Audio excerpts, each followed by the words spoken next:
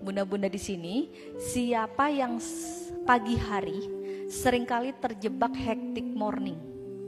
Hectic morning tuh suasana pagi yang heboh karena suami mau berangkat kerja, anak mau berangkat sekolah, kitanya juga rempong. Siapa? Semua? Oke, pertanyaan saya, capek nggak hectic morning? Capek. Tapi kenapa kalau kita udah tahu capek, kenapa kita hobi melakukan?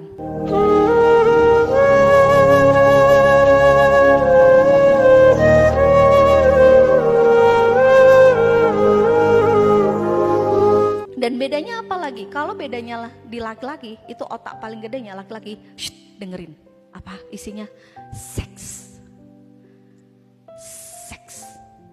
Makanya kenapa laki-laki itu harus qodul basor. Makanya kenapa laki-laki itu kalau meluk istrinya orientasinya langsung ke situ. Semisal istri bilang, "Pak, aku pengen dipeluk-peluk dong." Ujungnya padahal perempuan bilang, "Aku tuh cuma pengen dipeluk, gak pengen gitu-gituan." Tapi karena laki-laki otak paling gede urusannya tentang seks. Sedangkan perempuan enggak. Itu perbedaannya.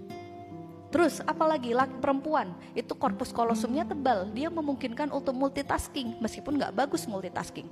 Dia nyetrika, sambil masak, sambil dengerin Zoom, sambil ngapain. Tapi kalau laki-laki enggak, satu. Itu laki-laki cara berpikirnya dan cara ini. Maka kenapa yang rentan stres itu adalah perempuan. Oke, kita lanjut dulu. Jadi ini fitrah perempuan dengan segala dinamikanya, dengan segala kondisi naik turunnya. Ini bisa di next.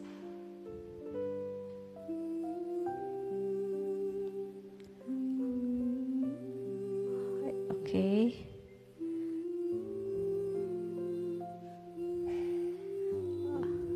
Ini di mana nextnya? Di sana apa di sini?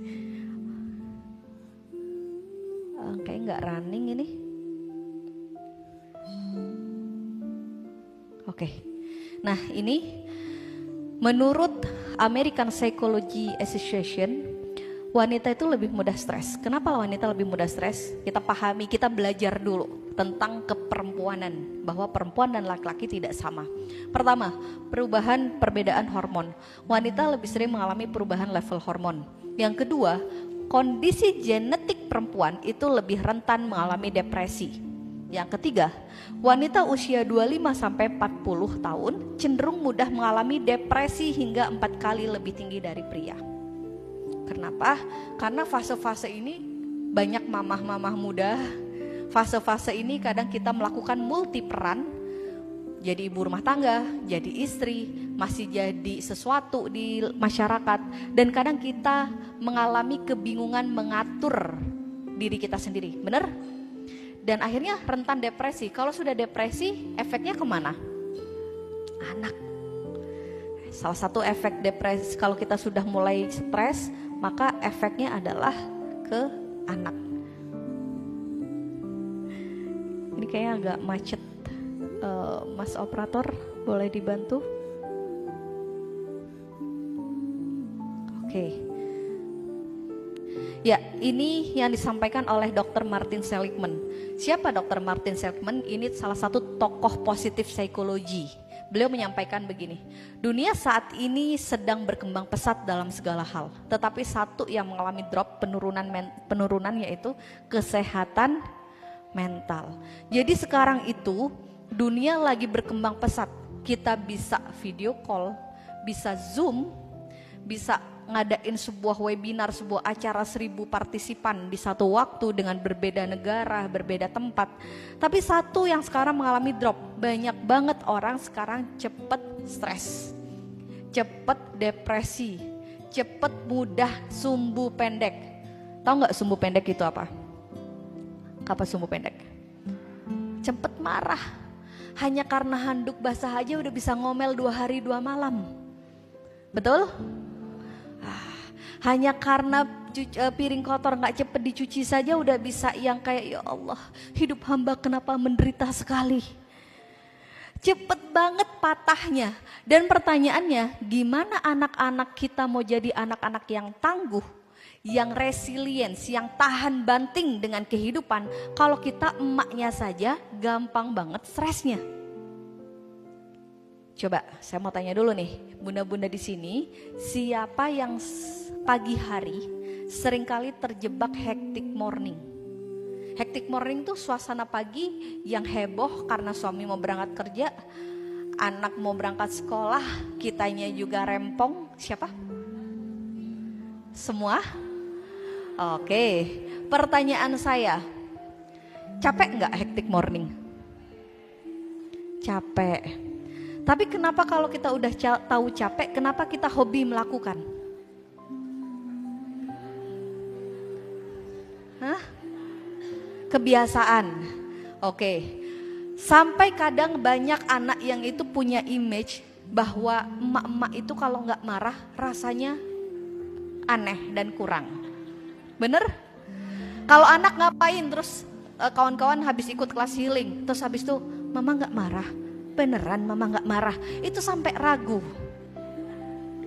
Saya hari Ahad kemarin baru datang dari Karawang di daerah Jawa Barat. Terus baru tadi pagi saya dapat cerita atau testimoni dari salah satu tim yang bilang begini, Bun, di forward dari peserta, dari grup peserta. Jadi peserta itu bilang gini, pulang-pulang dari acara kemarin, anakku bilang gini, Mama kenapa sih setiap ikut kajiannya Bunda Anik itu soft spoken? Boleh gak sih minta setiap hari aja? Kenapa? Karena Masya Allah ternyata banyak anak yang rindu kasih sayang, rindu hangatnya ibunya. Gimana anak akan nyaman di rumah kalau ibunya modelnya kayak kita yang lagi mode monster? Belum lagi kadang kita memperlakukan suami kita seperti anak kecil. Pak, taruh di sana, Pak. Ada nggak yang kayak gitu? Pak, ganti bajunya, Pak. Nggak cocok. Masya Allah, Bun. Itu bapak-bapak, Bun. Pak, gini. Ayo makan ini, Pak. Terus kata bapak-bapaknya kalau udah kumpul, ada acara di pejabat di pemerintah bilang, istrimu gitu juga enggak? Lalu muncul tagline suami-suami takut. Lalu bagaimana beliau akan punya marwah, keluar kawamnya, kalau ternyata kadang kita seperti itu menyikapi, memperlakukan pasangan kita. Makan ini Pak, gak boleh pakai gitu, gak usah. Belum lagi Masya Allah. Dan perempuan itu ketika dia belum pulih dengan dirinya, belum selesai dirinya, maka bukan cuma dia yang bete, yang sumpek. Sekitarnya pun sumpek. Kenapa? Karena dia aja gak tahu apa yang terjadi pada dirinya. Contoh, kalau jenengan lagi bad mood, terus suami tanya, Mama marah. Jenengan jawab apa? Hah? Jawab apa? Diam. Ditanya lagi, Mama marah? Jawabnya, enggak. Terus laki-laki berpikir bahwa berarti enggak marah, ditinggal. Bener? Begitu ditinggal Anda langsung kayak, kenapa dia tidak peka? Kerontang. Suami balik lagi, Mama marah? Jawab lagi, enggak. Itulah yang bikin kadang rumah tangga itu jadi error, Bun. Laki-laki itu bukan cenayang, bukan dukun. Yang kita berpikir bahwa kita diam, aliran kebatinan, beliau harus ngerti. Maka orang yang semakin pulih, dia akan semakin clear apa yang dia inginkan.